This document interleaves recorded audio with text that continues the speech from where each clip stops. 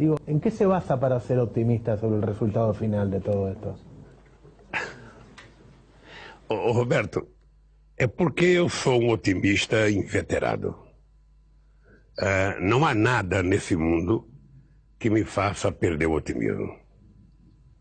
Eu acho que eu sei o que está acontecendo no Brasil, eu sei o desejo das pessoas que querem me prejudicar, eu sei que os meus advogados estão fazendo um extraordinário trabalho jurídico, mas nesse instante nós estamos numa disputa de opinião pública. Não é apenas uma disputa de um processo judicial comum.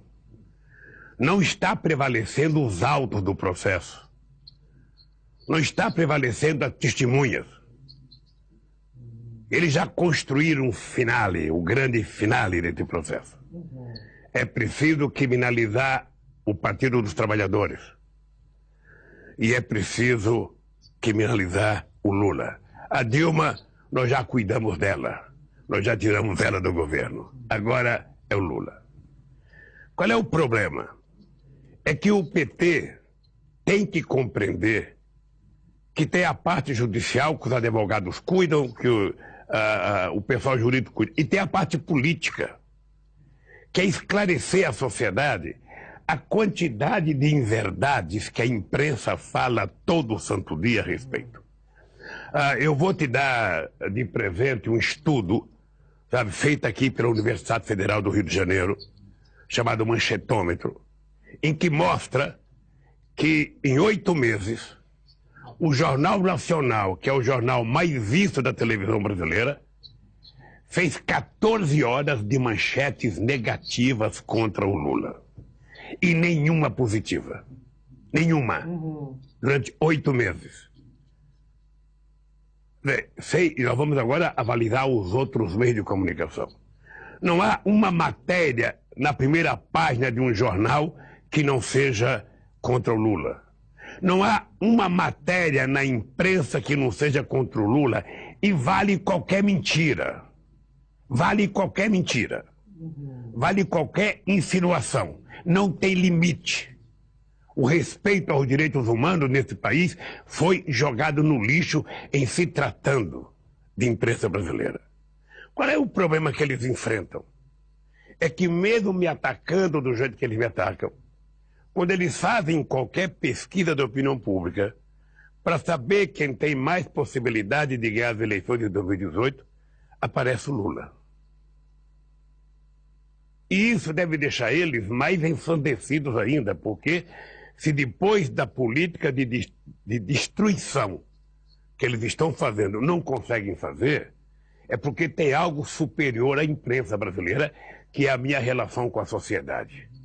Não é uma relação de um dia, não é uma relação de uma eleição, é uma relação de vida. Fazem 40 anos que eu tenho relação com esse povo, que eu viajo esse país, que eu converso com o movimento social, que eu converso com estudante, com mulher, com homem, com pobre, com rico. Então eles terão muita dificuldade, muita. E uma coisa mais séria, Roberto, é que esse processo todo contra o PT não é por causa de um ato de corrupção de alguém, ou de 2 ou de 3 pessoas.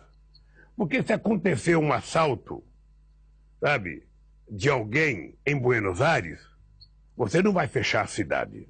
Você vai prender quem fez o assalto. Ora, se tem alguém que cometeu um ilícito, esse alguém paga pelo preço do erro que cometeu. Mas você não pode condenar a instituição, o partido. Agora, qual é a bronca que eles têm? Qual é o ódio que está sendo disseminado? No fundo, é pelas coisas boas que nós fizemos nesse país. Nós fizemos nesse país a maior política de inclusão social que esse país já conheceu. Nunca as pessoas mais humildes, as pessoas de poder aquisitivo mais baixo, tiveram tanta participação, sabe, na economia brasileira como tiveram. Então foi possível gerar 22 milhões de empregos em 12 anos. Foi possível, sabe, quase que aumentar 10 vezes o dinheiro para a agricultura familiar. Foi possível colocar mais jovens na universidade em 12 anos do que eles colocaram no século passado. Foi possível aprovar uma lei da Petrobras, que eles estão desmontando agora, para garantir que o petróleo volta a ser do povo brasileiro. E que 75% do royalty do petróleo tem que ser para a educação, para a gente recuperar o atraso. Em 1918, a Argentina já estava fazendo a sua primeira reforma universitária. E o Brasil não tinha universidade ainda. A universidade primeira do Brasil foi de 1922. E nós colocamos em 12 anos quase 4 milhões de jovens para fazer universidade.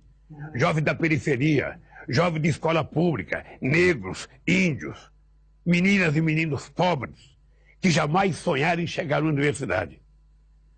Então, essa ascensão social, sabe, os pobres querendo ir ao teatro, querendo ir ao cinema, querendo ir a restaurante, viajando de avião, indo para Bariloche, indo para Miami, tudo isso incomodava aqueles que já tinham status. Mas isso é histórico. Eu sei que na Argentina também, quando houve a política de ascensão, sabe, com o Perón, muita gente da classe média odiava quando os pobres argentinos começaram a frequentar as praças mais chiques de Buenos Aires. Então é um processo cultural que nós vamos ter que levar tempo. E isso causou um problema. Esse PT incomoda demais.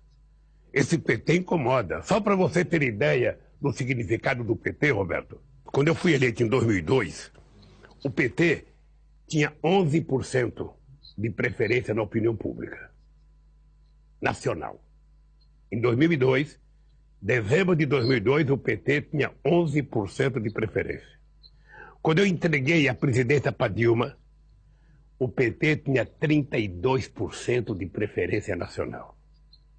Agora que eles estão há 7 anos destruindo o PT, não, há 10 anos, porque começou em 2005, o PT tem 13% de simpatia na opinião pública. O dobro do segundo colocado. O dobro do segundo colocado.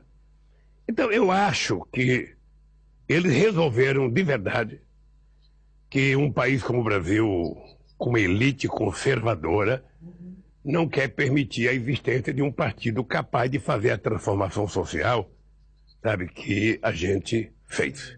E eles sabem que a volta do PT ao governo, nós vamos fazer muito mais, porque aprendemos a fazer. Já temos noção da nossa incapacidade de não ter feito mais. E, portanto, agora nós vamos fazer coisas que nós deixamos de fazer. E uma delas é a regulamentação dos meios de comunicação. A última regulamentação feita no Brasil foi em 1962. Você não tinha internet, você não tinha telefone celular, você não tinha nada. Era aquele telefone ainda de...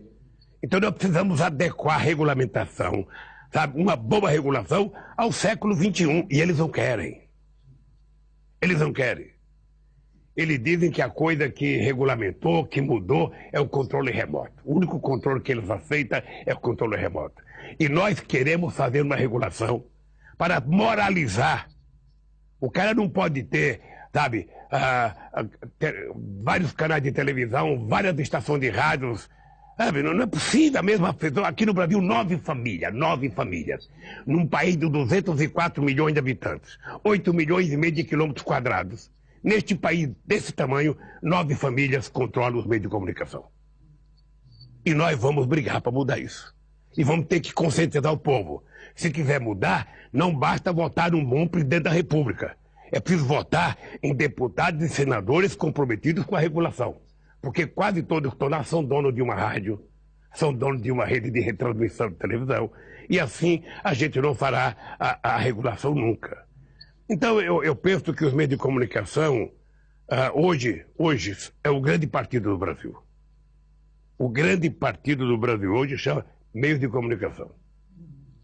Eles não transmitem, sabe, fatos e informações. Eles, na verdade, sabe, dizem o que é para fazer.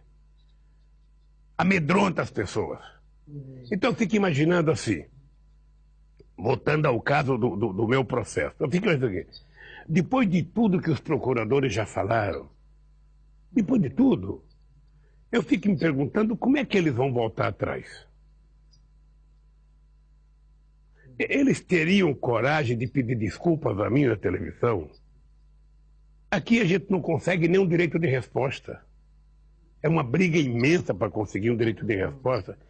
Então eu penso que o que acontece com os meios de comunicação aqui acontece na Argentina. A gente pensava que a Argentina tinha avançado muito quando a Cristina comprou a briga com o Clarim e os seus congêneres.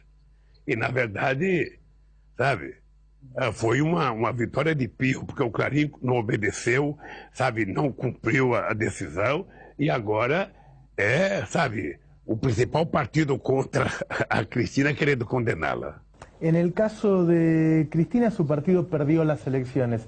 En el caso de Dilma fue